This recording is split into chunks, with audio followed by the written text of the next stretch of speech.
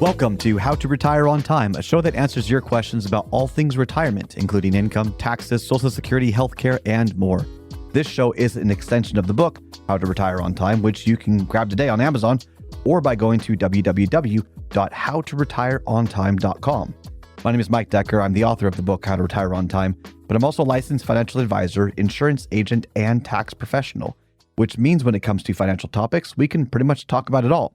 Now, that said, please remember this is just a show. Everything you hear should be considered informational, as in not financial advice. If you want personalized financial advice, then request your wealth analysis from my team today by going to www.yourwealthanalysis.com.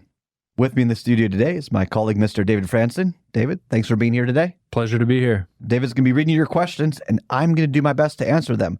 You can always send your questions in by either texting them to 913-363-1234. That's 913-363-1234. Or you can email them to heymike@howtoretireontime.com. Let's begin. Hey, Mike, what are the benefits of working with a CFP? So a certified financial planner? Financial planner. Yeah. So CFP is probably one of the most prestigious educational credentials that a financial professional could have. Okay. The only other one that this is my opinion, CFPs are brilliant, and then CFAs, Certified Financial Analysts. Okay. These are two very, very difficult exams to pass. But there's a lot of confusion on what a CFP is and what a CFP isn't. All right. So a CFP, this is like a square is a rectangle, but a rectangle is not necessarily a square. So a CFP technically could be a fiduciary, and they have a code of conduct where they are supposed to always act as a fiduciary. All right.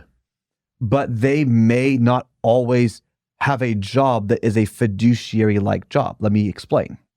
A CFP with a Series 65 license would be, in all essence, should act as a fiduciary. So they're fee only. So they're either going to charge 1% or 2% or whatever the rate is. Everyone has different rates or fee structures. Or they're going to charge you at like a fixed rate, like an hourly rate, or they're going to charge you like a membership rate of whatever that is. And they're legally bound to do what's in your best interest.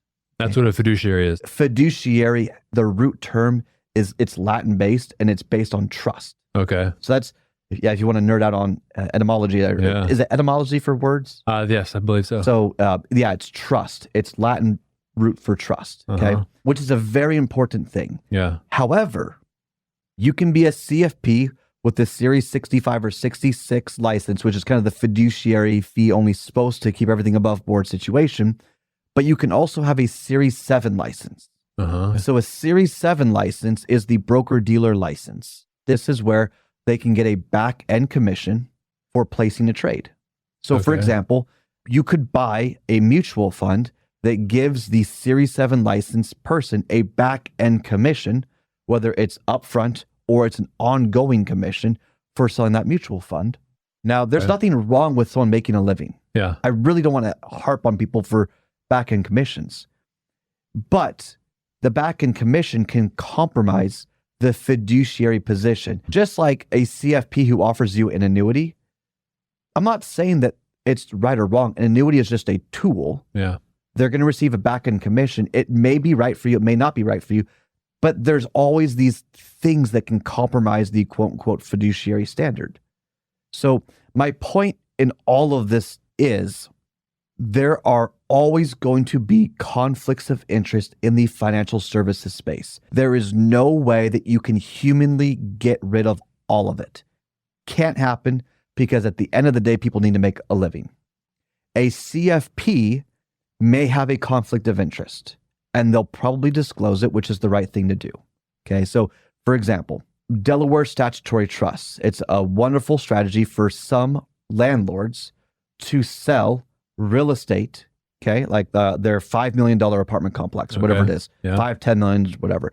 They sell it, they move it over to a qualified intermediary, so they don't touch it, and then they will buy a couple of Delaware statutory trusts to maintain their cash flow and defer all of their taxes, which is, 30% or so, depending on how much depreciation, recapture, and all that. So this is an alternative investment. It's a more complex situation. A CFP may or may not know it exists. Let's assume that they do.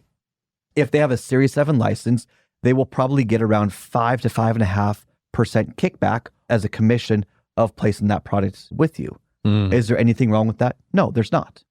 I do not have a CFP.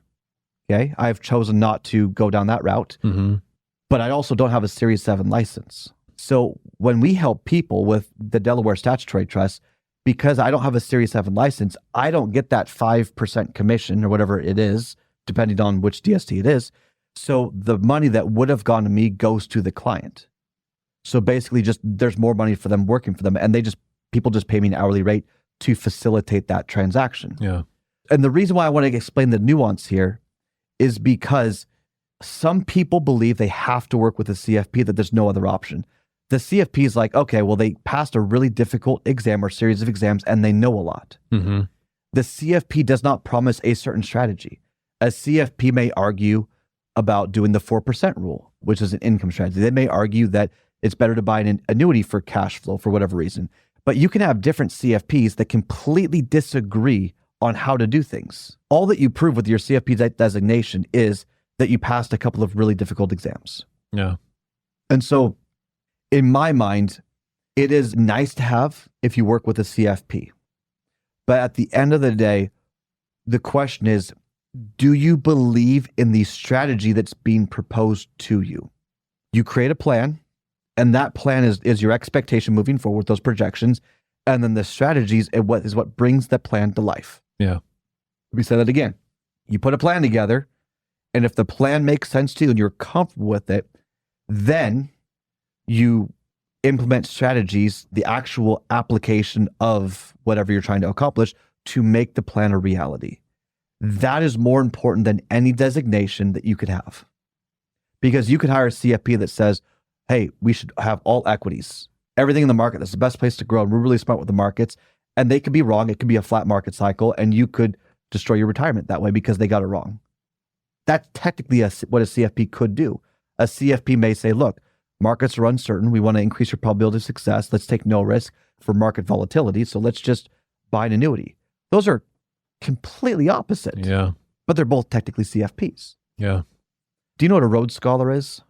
There's some distinction at some university they get? Oxford. Oxford, yes. So Rhodes Scholars is one of the most difficult, I don't know what you call it, associations or clubs or groups of people. Like it is near impossible to become a Rhodes Scholar at Oxford. Yeah. I've been outside the building. They wouldn't let me in, but I walked past it. Yeah. Beautiful, Yeah. right?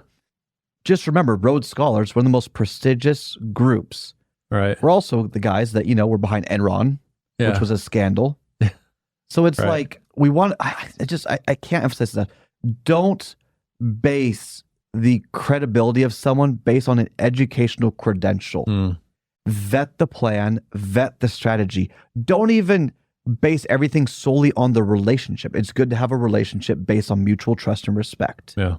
But at the end of the day, is the strategy that's going to bring your plan to life, does it make sense to you? Is it what is right for you? That is the most important thing.